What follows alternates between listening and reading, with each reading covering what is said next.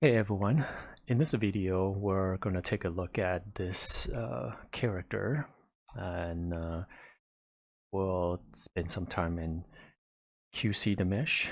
Generally, before I build a cloth rig, I take a look at the mesh and see if there are anything that's out of the place or anything that I need to do before I started building cloth rig. So without further ado, let's take a look. So I got this asset on Turbo Squid. I can put the links below and you guys can download and follow along. Notice that this, I guess like a cloth or like a big scarf that he's wearing. Well, I guess the first thing first, I'll separate these two meshes since there are two of those, and I will just take a look at one at a time. Maybe I'll just hide the top part and take a look at the bottom. So a few things come to my mind is intersection like this is going to be an issue that, you know, when we start creating a cloth rig, say if this object is going to be a collider and this is going to be a cloth, and then there's going to be some issues with that. And generally you want to build a cloth rig without any intersection whatsoever.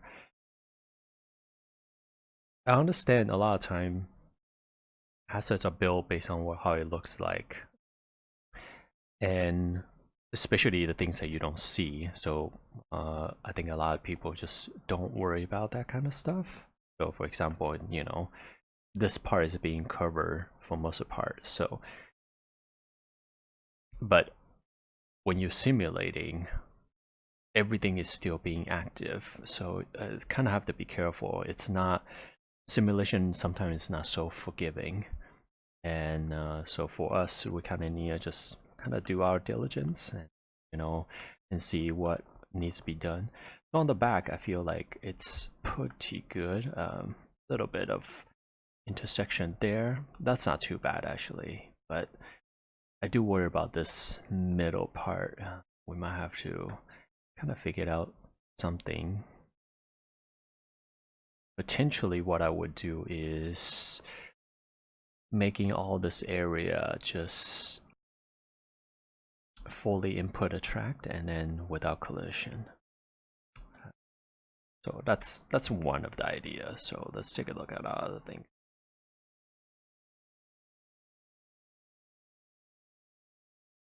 So mesh like this, it looks like pretty good. For most part, I think you see all in quad and stuff like that, but I always spend the time to make my own sim mesh, which we'll do later on.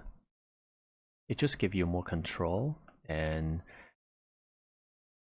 also give you flexibility, because you never know what things could change. And when you work in a production, you kind of want to make sure you have that flexibility of changing the mesh. To say if you want to have higher resolution mesh to get more wrinkles, or lower resolution mesh to give us speed on the simulation, speed up the simulation time, you can do that.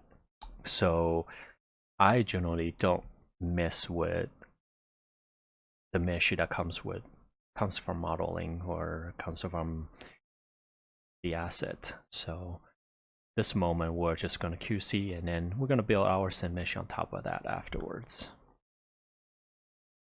So I think I will hide the bottom part this time. This one seems okay. For most part, there's some space in between meshes. I do find some of these area could be problematic. So this artist, I'm assuming he either, it's actually pretty good. He either modeled it, or potentially he could be doing this in Marvelous Designer, because I can see there are spacings in between like these folds. So in theory it's pretty clean. They are really jaggy. it's kind of tricky of solving that problem. I think like obviously the first thing come to my mind is just adding more resolution. So let's say we'll do both, and then that's gonna kind of fix it. But you know, we're also going up to it's actually not too bad, 57,000 poly counts. So maybe that's something that we could do, and then I would just modify very little in terms of the output mesh that we're gonna deliver show. So this one, maybe it's okay, we'll upres it when we prep the mesh. Another thing I think it kind of could be problematic is this area is so close to the face. I know there are little gaps, but I think I just need to know to myself that when I create a cloth rig or make this object as cloth, I need to make sure the thickness of the collision is super thin. Otherwise, it could potentially blow up very easily. And with these tassels inside, it could be also really tricky to keep them there. If they are dynamic, it could cause some problems, but if they're not dynamic, then it obviously doesn't look right. So I think kind of depends on how close we're seeing this character, then we'll make a decision based on that.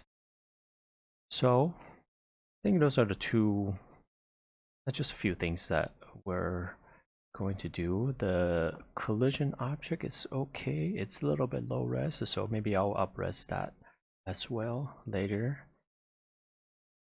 But for now, I think the body is going to be a collider, and the belt is going to be a collider. Then these two objects will just be the cloth. Cool. I guess in the next video, then I will start making the sim mesh.